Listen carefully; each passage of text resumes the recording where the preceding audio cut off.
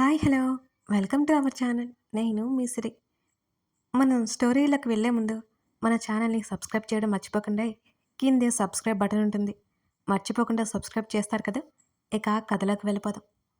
First batting వాళ్ళు 250 score చేశారు. మన టీంకి అది చాలా పెద్ద ఛాలెంజ్.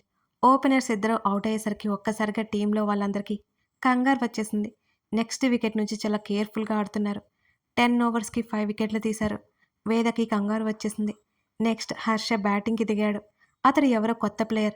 రంజీకి ఆడాడు. కానీ అందరికీ పెద్దగా ఐడియా లేదు. ఆ కొత్త ప్లేయర్ గురించి కాసేపు కామెంటరీలో చెప్తున్నారు. నిద్రపోతున్న ధరణి వైపు ఒకసారి చూసి ఎఫ్ఎం ఆన్ చేశాడు గగన్. 6 బాళ్ళకు గాని 2 సిక్స్లు తీశాడు హర్ష. అందరి ముఖాల్లో నిరుత్సాహం కొట్టొచ్చినట్లు కనబడుతోంది. 2 చేతులు నోటికి అడ్డు పెట్టుకుని హర్ష వైపే చూస్తోంది వేద. ఆపోజిట్ బౌలర్ చాలా సీనియర్. హర్ష అతని పార్ట్నర్. ఇద్దరు రన్స్ చేయట్లేదు. హర్ష, ప్లీజ్, ఎలాగైనా నువ్వు సాధించాలి. ఇది నీ డ్రీమ్. కళ్ళు మూసుకొని తనలో తానే అనుకుంటూ మ్యాచ్ చూస్తోంది వేద. మరో ఓవర్కి కూడా సింగిల్ రన్స్ తీసుకున్నారిద్దరు. స్ట్రైక్ రేట్ సగానికి సగం పడిపోయింది. చిరుతలాంటి కళ్ళతో బౌలర్ వైపు, అతను విసురుతున్న బాల్ వైపు చూస్తున్నాడు హర్ష. బౌలర్ బాల్ విసరగానే గట్టిగా షాట్ కొట్టాడు. వెళ్ళి బౌండరీకి తగిలింది. 2 ఓవర్లు సింగిల్ రన్స్తో సరిపెట్టినందువల్ల ఒక 4 పడగానే స్టేడియం మొత్తం కేకలు పెట్టసాగింది. అది చూసి వేద విజయ్ ఒక్కసారిగా చప్పట్లు కొడుతూ పైకి లేచారు. హర్ష ముఖంలో ఎటువంటి భావం కనిపించలేదు. పైపెచ్చు ఫస్ట్ టైం నేషనల్ వైడ్గా ఆడడంతో అతనిలో రవ్వంత కంగారు కూడా స్పష్టంగా కనబడుతోంది. Next ball 6 బాదాడు. హర్ష పార్ట్నర్ వివేక్కి కూడా కొత్త ఉత్సాహం వచ్చింది. ఆ ఓసీలో 2 సిక్స్లు 2 ఫోర్లు బాదాడు. వివేక్ కూడా 2 ఫోర్లు వేశాడు వరుసగా. కాసేపు ఇద్దరూ కలిసి వేరంగం సృష్టించారు. 50 బాళ్ళకి 100 కొట్టేశారు. 70 రన్స్ కొట్టి క్యాచ్ ఇచ్చి అవుట్ అయిపోయాడు హర్ష. చివరి వాళ్లకు తక్కువ టార్గెట్ ఇచ్చేసి బయటకు వచ్చేశాడు. మరో అరగంటకి స్టేడియం మొత్తం ఉత్సాహంగా మారిపోయింది. చివరిగా దిగిన ఇద్దరు బ్యాట్స్మెన్ స్కోర్ చేసేశారు. ఇండియా విన్ అయిన సందర్భంగా స్టేడియం మొత్తం అరుపులతో దద్దరిల్లింది. అలాగే కొత్త ప్లేయర్ పేర్లు కూడా మారు మోగిపోయింది. మ్యాన్ ఆఫ్ ది మ్యాచ్ గెలుచుకున్నాడు హర్ష. హర్ష మైక్ తీసుకుని మాట్లాడుతుంటే అక్కడ వేదకి సంతోషంతో కన్నీళ్లు వచ్చాయి. అది అతని డ్రీమ్. ఆమెకు బాగా తెలుసు. ఇక్కడ గగన్ పెదవుల మీద అందమైన చిరునవ్వు వచ్చింది. దానికోసం హర్ష ఎంతగా శ్రమపడ్డాడో వాళ్ళిద్దరికీ బాగా తెలుసు. విజయ్ అరుపులు కేకలు పెట్టాడు గట్టి గట్టిగా. వేదకి విజయ్కి హర్షతో మాట్లాడడానికి అసలు టైమే దొరకలేదు. అందరిలోకి వెళ్ళడానికి కాస్త షై ఫీలింగ్ కలిగింది. వేద రూమ్కి వచ్చేసింది. డ్రాప్ చేసి వెళ్ళిపోయాడు విజయ్. ఎప్పుడో అర్ధరాత్రి వచ్చాడు హర్ష విజయం పొందిన సంతోషంతో. ఇంటి ముందు కారు ఆగడంతో కదిలి కళ్ళెత్తి చూసింది ధరణి. ఎక్కువ ఏడవడం మూలంగా మండుతున్న కళ్ళు కాసేపు పడుకోవడంతో కాస్త తేటగా అనిపించాయి. గగన్ దిగమన్నట్టు చూడడంతో దిగమన్నట్టు చూసి కారు దిగింది. ఇద్దరూ లోపలికి నడిచారు. మమ్మీ వాళ్ళు టుమారో ఎర్లీ మార్నింగ్ వచ్చేస్తారట ఆమెకు చెప్పాడు. రేపే తన బర్త్డే. ఆ విషయం గుర్తులేదు ఆ క్షణం ధరణికి. అమ్మ గురించి చాలా దిగులుగా ఉంది. ఫ్రెష్ అయి పడుకో చెప్పేసి అతని గదిలోకి వెళ్ళిపోయాడు. తను ఇక్కడ ఉండేదే 1 లేదా 2 రోజులు. అతన్ని డిస్పాయింట్ ఏమాత్రం చేయాలి అనిపించలేదు ధరణికి. అమ్ముకి ఏం కాదు. ఆమె గట్టిగా ఊపిరి తీసుకుని గదిలోకి వెళ్ళి ఫ్రెష్ అయ్యి గగన్ గదిలోకి నడిచింది ధరణి. అతను ఎవరితోనో కాల్ మాట్లాడుతున్నాడు. అతని ముఖంలో సంతోషం కనబడుతోంది. ధరణికి ఎవరో అర్థం కాలేదు ఆమెకి. కాల్ కట్ చేసి వెనక్కి తిరిగి చూడగా ధరణి ఉంది. ఆమె డోర్ లాక్ చేసి లోపలికొచ్చింది. ఎవరు అని అడిగింది. ఫ్రెండ్. టవల్ పక్కన పడేసి టీషర్ట్ తగిలించుకుంటున్నాడు గగన్. ఆమెకి చెయ్యివ్వగా అతని చేతిలో చెయ్యేసింది ధరణి. నిద్రొస్తుందా అని అడిగాడు. లేదన్నట్టు తలాడించింది. ఆమె చేతిని పట్టుకుని బాల్కనీలోకి తీసుకువెళ్ళాడు గగన్. చెక్కతో చేసిన తొట్టి కుర్చీలు 2 వేసి మధ్యలో చిన్న చెక్క టీపై ఉంది. పైనుంచి వేలాడదీసిన మొక్కలు. కిందైతే ఏం లేవు. ఫ్లోర్ అంతా నీట్గా ఉంది. ఆ కుర్చీలో కూర్చున్నాడు అతను. అతని ఒడిలో కూర్చుని అతని మెడ దగ్గర ముఖం దాచుకుంది ఈ ధరణి. గువ్వ అతని ఒడిలో ముడుచుకుపోయింది. అతని భారీ బాహువుల్లో ఆమె బందీ అయింది. ఇష్టంగా. అతను మౌనంగా ఉండడంతో ధరణి కళ్ళు ఎత్తి చూసింది. ఆ మౌనం వెనుక అతని ఆలోచనలు వేవేలు ఉన్నాయని ఆమెకి తెలియదు కదా. అతని ఛాతీ మీద చేయి వేసి అరచేత్తో అతని గుండె చప్పుడు అనుభూతి చెందసాగింది. అతని మెడవంపులో ముద్దు పెట్టి అతనిలో సరికొత్త పరవశాన్ని నింపింది. రేపు లేవాలి అని లేదా నీకు? అంటూనే ఆమె చుట్టూ బలంగా చేయి వేసి మరింతగా దగ్గరికి లాక్కొని మీదకు లాక్కున్నాడు గగన్. ఆ అర్థం కానట్టు చూసింది. ఆమె జుట్టులోకి వెనకగా చేతిని పోనిచ్చి ఆమె ముఖాన్ని దగ్గరగా తెచ్చుకున్నాడు. నాకు ఏదైనా ప్రాక్టికల్గా చూపించడం అలవాటు అంటూ ఆమె చెంప మీద పెదవులు చేర్చాడు. ముఖం పక్కకి తిప్పుకుంది. ఆమె పెదవులు విచ్చుకుంటే ఆమె కనులు మూసుకుపోయాయి. కిందకి వేసి ఉన్న ఆమె కాళ్ళు మోకాళ్ళ దగ్గర పట్టుకొని ఆమె కాళ్ళు తన మీదుగా కుర్చీలో రెక్క మీద వేశాడు. ఎక్కడ పడిపోతుందో అని ఉలిక్కిపడ్డట్టుగా అతని మెడ చుట్టూ చేతులు వేసి మరింత గట్టిగా పట్టుకుని అతని ముఖం వంక చూసింది ధరణి. ఆమె కళ్ళల్లోకి చూడగానే చప్పున ముఖం దించేసుకుంది. అతని పాకెట్ నుంచి నెమ్మదిగా ఓ చైన్ అతను బయటికి తీశాడు.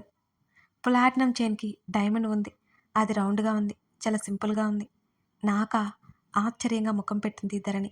అతనికి గిఫ్ట్స్ నచ్చవు, మరి తన కోసమే తెస్తే ఆశ్చర్యం కాక మరేంటి? "ఉమ్?" ఆమె చేయి పట్టి అందులో పడేశాడు. పెట్టాలి అంది ధరణి. నాకు రాదు అన్నాడతను. విస్తుబోయి చూసి అంతలోనే తేరుకుని ట్రై చేయొచ్చుగా ముద్దుగా అడిగింది ధరణి. భుజాలు కదిలించి ఆమె చేతులది మెల్లిగా అతను తీసుకున్నాడు. ఇలారా, ఇలా ఇలా అంటూ తనే చూపించింది ఎలా పెట్టాలో. ఆమె కూర్చున్న విధానం అతనికి అనువుగా లేకపోవడంతో ధరణి లేచి నిలబడింది. ఎదురుగా ఉన్న టీపాయ్ మీద కూర్చుని ముందుకు తల వంచుకుంది. ఆమె చెప్పినట్టుగా చైన్ హుక్ పెట్టేశాడు. ధరణి ఎంతగా మురిసిపోయిందో తనకే తెలుసు. స్పెషల్ పర్సన్ నుంచి స్పెషల్ గిఫ్ట్ ఎప్పటికీ మర్చిపోలేనిది. గడ్డం కింద చేయి పెట్టుకుని మరీ అతన్నే చూస్తోంది ధరణి. నీకు గిఫ్ట్స్ ఇవ్వడం తీసుకోవడం నచ్చదు కదా? నెమ్మదిగా అడిగింది ధరణి. ఇప్పుడు గిఫ్ట్ ఎవరిచ్చారు? మరి దీన్నేమంటారో? మెడలో ఉన్న చైన్ని చూపించింది ధరణి. అతని పెదవులు విచ్చుకున్నాయి. ఆమె పసుపు తాడు బయటికి లాగి, మరి దీన్ని కూడా గిఫ్ట్ అంటారా అని కళ్ళే ఎగరేశాడు గగన్. ఆశ్చర్యంతో నోరు వెళ్ళబెట్టి చూసింది. లేదన్నట్టుగా తల అడ్డదిడ్డంగా తలాడించింది ధరణి. అతని మాటల్లో అర్థం బోధపడింది. నిజమే, అతను తనకిచ్చేది గిఫ్ట్ కాదు. తను అతనికిచ్చేది గిఫ్ట్ కాదు. మన కోసం మనం తీసుకున్నది గిఫ్ట్ ఎలా అవుతుంది? ఒక కంక్లూజన్కి వచ్చేసింది మొత్తానికి ధరణి. ఆమె చేతిని పట్టుకుని పైకి లేపి లోపలికి నడిచాడు గగన్. తన బర్త్డే రేపు అన్న సంగతి గుర్తుకొచ్చేసింది ధరణికి. బాల్కనీ డోర్ క్లోజ్ చేస్తూ వెళ్ళి పడుకో చెప్పేస్తూనే ఫోన్ బయటికి తీశాడు అతను. ఎక్కడికి అని అడిగింది కావాలని. అతను మొబైల్ చెక్ చేసుకుంటూనే నీ రూమ్కి అన్నాడు. అందరూ రేపు మార్నింగ్కి వస్తారని భయమా? పుసుక్కున అనేసి నోటి మీద చెయ్యి అడ్డు పెట్టుకుంది ధరణి. ఎవరికో ఫాస్ట్గా టెక్స్ట్ చేసి మొబైల్ తీసి పక్కన పడేశాడు అతను. ఏంటి అని అడుగుతూనే ఆమె వైపుకు అడుగులు వేశాడు అతను. అతని చేత ఫాస్ట్ బర్త్డే విషెస్ చెప్పించుకోవాలని కదా. అందుకే ధైర్యంగా అక్కడే ఉంది ధరణి. ఏమి లేదన్నట్టు బుర్ర ఊపి అప్రయత్నంగా ఒక అడుగు వెనక్కి వేసింది ధరణి. ఆమె చేతిని పట్టి లాగి వెనక్కి మడిచాడు. దేనికి భయపడాలి? ఆమె జుట్టు పక్కకు తోస్తూ ఆమె భుజం మీద గడ్డమానించి ఆమె చుట్టూ మరొక చెయ్యి వేశాడు గగన్. ఊహూహు అన్నది కంగారుగా. ఆమె మెడవంపులో అతని గుర్తు ఒకటివ్వగానే కీచుమని అరిచింది ధరణి. నునుపుగా ఉన్న ఆమె భుజం అతని పెదవుల దాటికి కందిపోయింది బాగా.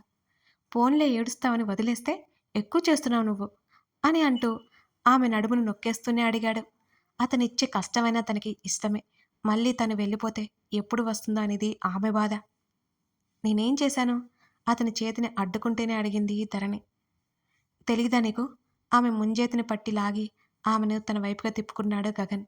తెలీదు మరింత ముద్దుగా చెప్పింది ధరణి.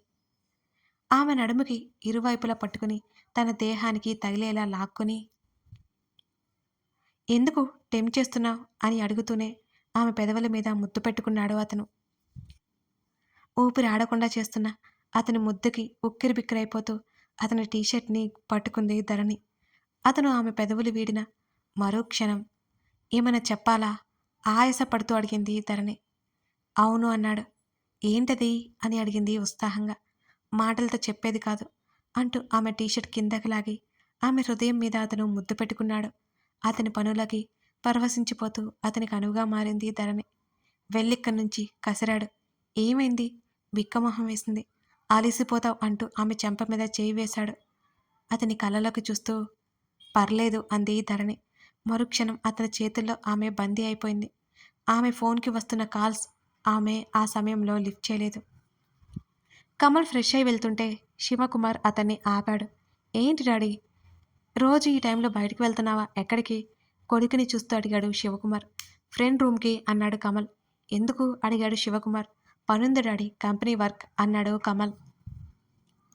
తన కొడుకు ఎంత బుద్ధిమంతుడో తెలిసి శివకుమార్ పట్టించుకోలేదు ఇక. దీక్షకు మాత్రం అనుమానంగానే ఉంది. కమల్ బయలుదేరాడు అమృత దగ్గరికి. డ్రైవర్ని తీసుకుని కమల్ని ఫాలో అవ్వసాగింది దీక్ష. మరి ఆమె ఏమి కనిపెడుతుందో ఏంటో. హర్ష వచ్చి రాగానే గట్టిగా కౌగిలించుకుంది వేద. స్వెట్ ఉంది అతను నవ్వుతూ చెప్తుంటే. ఏం పర్లేదు, నేను ఎంత హ్యాపీగా ఉన్నానో తెలుసా. ఫైనల్లీ నీ డ్రీమ్ ఫుల్ఫిల్ అయింది. ఆమె ఎమోషనల్గా చెప్తుంటే ఆమె చెంపల మీద జారుతున్న కన్నీళ్లు తుడిచాడు. ఇది నా ఒక్కడి వల్ల జరగలేదు, నీ సపోర్ట్తోనే తిరిగింది అంటూ ముందుకు వంగి ఆమె నుదుటి మీద ముద్దు పెట్టుకున్నాడు. వేద సన్నగా నవ్వింది. ఒకవేళ ఓడిపోయి ఉంటే? కళ్ళు ఎగరేశాడు హర్ష. ఇవాళ ఓడిపోతే రేపు గెలవచ్చు, అంతేకాని బాధపడడానికి ఏముంది. ప్రతిసారి గెలవాలంటే అన్నీ అనుకూలించాలి.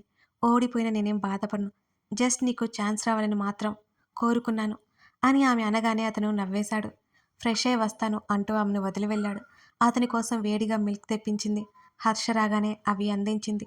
ఇప్పటి వరకు ఎక్కడున్నావు? మేట్స్తో పార్టీ అన్నాడు. అబ్బో అంది వేద.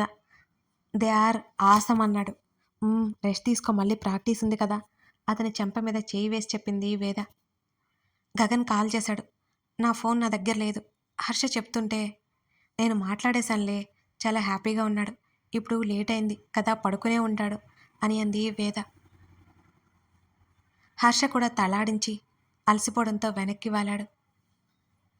మార్నింగ్ నువ్వు లేవకముందు నేను వెళ్ళిపోవచ్చు అంటూ తల తిప్పి ఆమె వైపు చూశాడు హర్ష.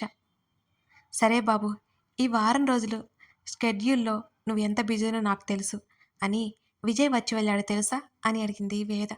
నా కోసం వెయిట్ చేశాడు, మాట్లాడొస్తున్నాను అని అన్నాడు హర్ష. అలా మాట్లాడుకుంటూనే నిద్రపోయాడు హర్ష. వేదకి సంతోషంతో నిద్ర పట్టలేదు అసలు. హర్ష సాధించిన విజయాలు తన సోషల్ మీడియా అకౌంట్లో షేర్ చేయడం మొదలుపెట్టింది వేద. చాలా చాలా సంతోషంగా. ఆదరాల యుద్ధం మొదలయ్యి తనువుల యుద్ధం వరకు దారితీసింది. మరోసారి ప్రేమగా తన్ని తాను ఇచ్చేసుకుంది ధరణి అతనికి. అతని హృదయం మీద వాలిపోయి కళ్ళు మూతలు పడుతుంటే నన్ను కాస్త రూమ్లో డ్రాప్ చేయి ముద్దుగా అడిగింది నిద్రమోహంతోనే ధరణి.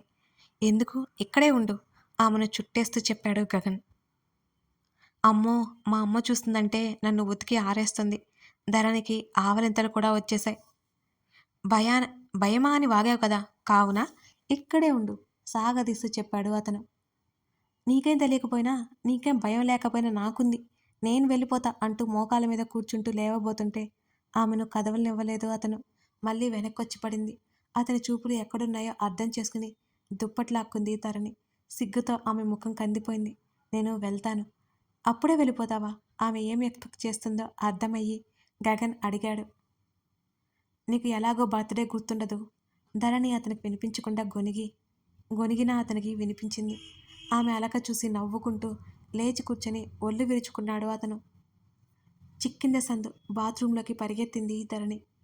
ఆమె తిరిగి వచ్చాక పక్కన కూర్చోబెట్టుకుని ఆమె చేతి వేలు పట్టుకొని ఆమె ముఖంలోకి చూశాడు గగన్. నీరసం, నిద్ర, సంతోషం, అలక, చిరుకోపం అన్నీ ఒకేసారి ఆమె ముఖంలో పలికిస్తుంటే అలాగే చూస్తూ ఆమె చేతి వేళ్ల కొనల మీద అతను ముద్దు పెట్టుకున్నాడు. అతను పెట్టిన రింగ్ ఆమె చేతి మీద మెరుస్తోంది స్పష్టంగా. ధరణి ఆవలింతలొస్తుంటే చెయ్యి అడ్డు పెట్టుకోబోయి అతను పట్టుకోవడంతో ఆగిపోయి అలాగే ఆవలించేసింది ధరణి. ఆమె చిటికిన వేలి మీద ముందు భాగంలో పుట్టుమచ్చ మరింత అందంగా కనబడుతోంది అతనికి. మెత్తటి సుకుమారమైన ఆమె చేతుల మీద మరికొన్ని ముద్దులు గుప్పించాడు అతను. ధరణి కథ చెప్పలేనంత సిగ్గుగా ఉంది.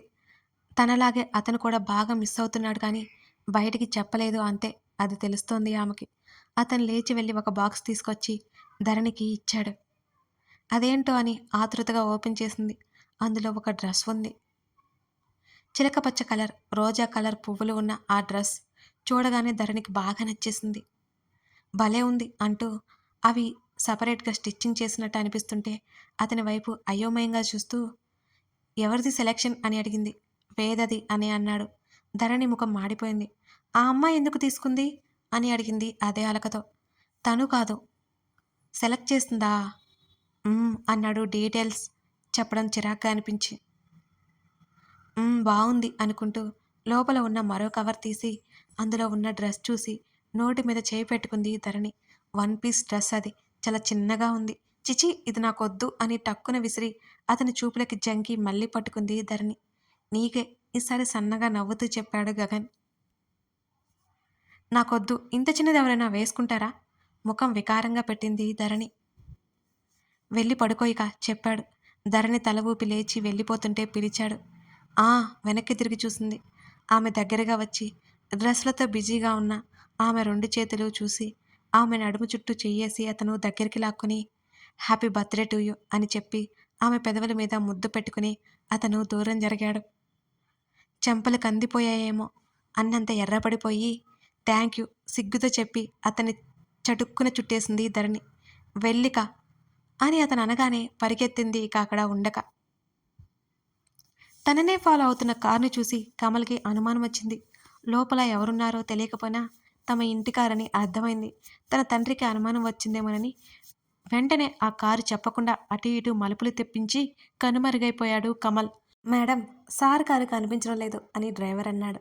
దీక్ష అయోమయంగా చుట్టూ గమనించినా ఎక్కడా కారు కనిపించకపోవడంతో ఆమె వెనుదిరిగిపోయింది. కథ కొనసాగుతోంది. ఇంతకీ కమల్ని దీక్ష కనిపెడుతుందా లేదా? ముందు ముందు అనుమానపడుతుందా? గగన్ ధరణి ప్రేమ ఇంకెంత బావుంటుందో. అలాగే బోల్డ్ ట్విస్టులు కూడా ఉన్నాయండి ఈ సిరీస్లో. మీరు ముందు ముందు ఊహించలేరు. బావుంటుంది. మర్చిపోకుండా చూడండి. లైక్ చేసి కామెంట్ చేయడం మరవకండోయ్.